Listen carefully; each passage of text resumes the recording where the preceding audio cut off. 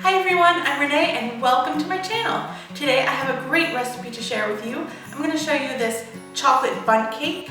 It's delicious and I've decorated it with some red roses, so it's a perfect easy treat to bring to your holiday gatherings. Let's get started.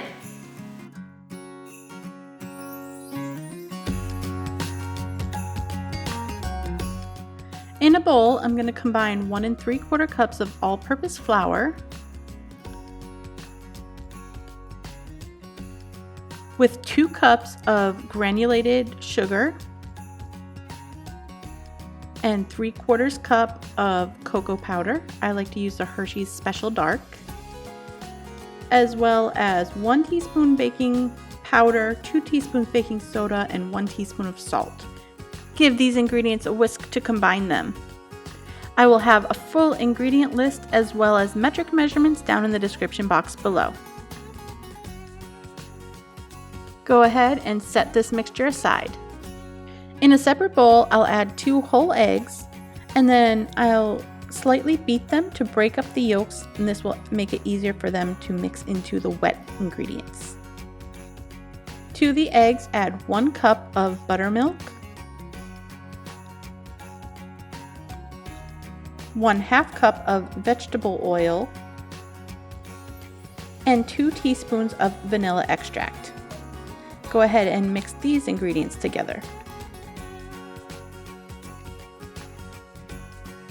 Next, add the wet ingredients to the dry ingredients in a large bowl and stir those together until they are well combined.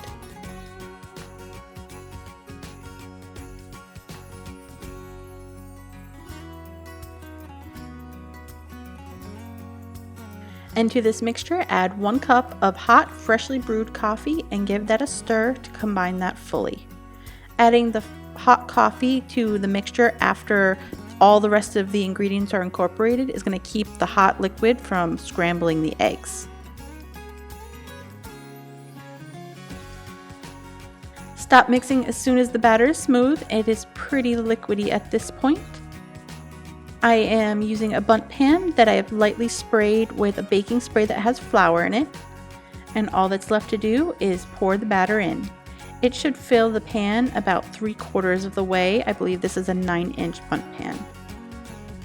I'll bake this cake in a preheated 350-degree oven for about 1 hour or until a toothpick comes out clean. My cake is out of the oven and cooling on a wire rack.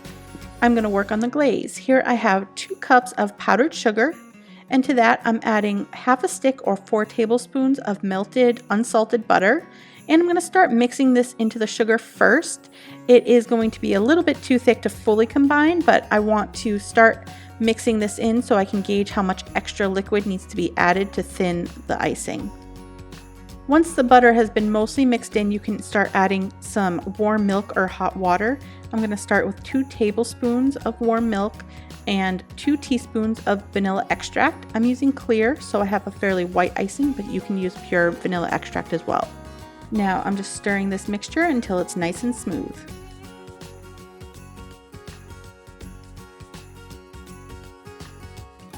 The icing is smooth, but it's still fairly thick, so I'm going to add 1 more tablespoon of milk and stir that in. What I'm looking for is a fairly thick icing, but that still runs, so it will slowly drip down the sides of the cake. And that 1 extra tablespoon of milk did it, because this is the consistency that I was after. My cake is fully cooled and I put it on my serving plate, and I'm going to drizzle this icing over the cake, making sure that I put it on thick enough that it's going to get some nice drips down the side, because I love the way that looks.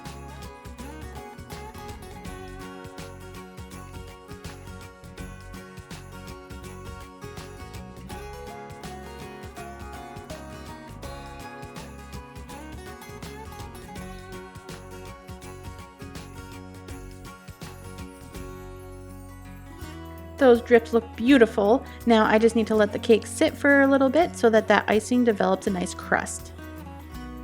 With the icing nicely crusted over so that I don't mess it up while decorating, I'm going to pull out my Russian tips, which I love to use for quick, easy decoration. I'm using the rose patterns, and I have 2 different ones that I'll end up using.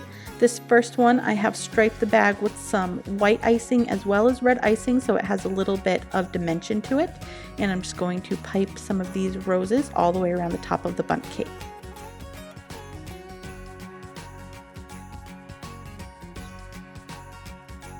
And I also have my other rose tip. This one has the thinner petals, and I also did not stripe the bag with white so that these flowers would look different. And I'm going to just go around and fill in the gaps all the way around the cake.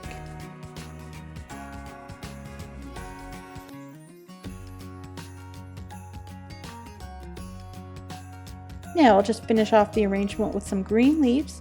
This is a nice big leaf tip. I will have that as well as the other supplies from this video linked down in the description box below for you.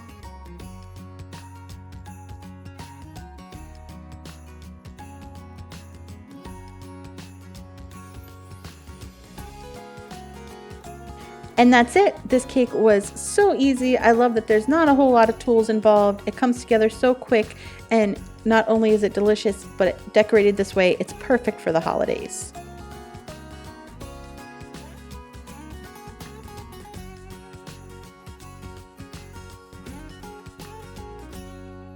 I hope you enjoyed this recipe. If you did, give it a thumbs up. And I hope you give this recipe a try. It's really delicious. If you do try it, let me know in the comments what you think. Thanks for watching. Don't forget to subscribe so you don't miss new videos. And if you enjoyed this video, here are a couple of other videos that you might enjoy.